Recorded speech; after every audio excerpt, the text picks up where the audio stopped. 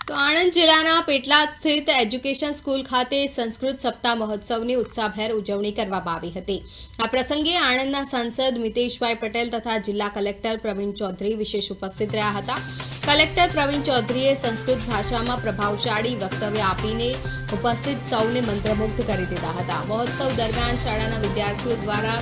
સંસ્કૃત સંસ્કૃતિને ઉજાગર કરતી વિવિધ વેશભૂષા તથા આકર્ષક ટેબ્લો પ્રદર્શનનું આયોજન કરાયું હતું, જેણે પેટલાદ શહેરમાં પરિભ્રમણ કરી આકર્ષણ જમાવ્યું હતું। આ કાર્યક્રમમાં બ્રહ્મકુમારી પૂજ્ય ભગવતી દીદી, જિલ્લા પંચાયતના કારોબારી પ્રમુખ જિલ્ભા સિંધા, પેટલાદ નગરપાલિકા પ્રમુખ કોકિલાબેન તળપદા,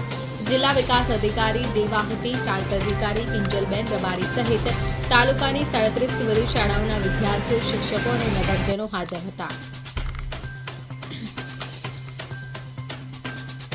ભારત દેશના જે મૂળભૂત ઉદ્દેશો હતા એ આપણા નાગરિકો ભૂલી ના જાય એની માટે સંસ્કૃત ભાષા જે સૌથી પહેલી ભાષા શરૂઆત થઈ હતી ભારત દેશમાં, એ ભૂલાઈ ના જાય એની જાગૃતતા લાવવા માટેનો આજનો કાર્યક્રમ છે। આ રેલી દ્વારા પેટલાદમાં દરેક જગ્યાએ જે સંસ્કૃતનું મૂળભૂત છે અને એ ભાષાથી દેશ જ્યારે આગળ વધતો હોય ત્યારે આ ભાષા દરેક નાગરિક સુધી પહોંચે અને સંસ્કૃતની જાગૃતતા આવે એ માટે જિલ્લા લેવલનો કાર્યક્રમ આજે રાખવામાં આવ્યો છે। આ કાર્યક્રમમાં બધાની વચ્ચે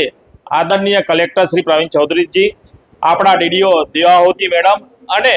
ભારતીય જનતા પાર્ટીનું પેટલાદ શહેરના સંગઠન, સૌ કાઉન્સિલર શ્રી, પ્રમુખ શ્રી અને આ શાળાના શિક્ષક તથા સર્વ ટ્રસ્ટીગણ, વડીલશ્રીઓ પણ આ કાર્યક્રમમાં જોડાયા છે। સૌને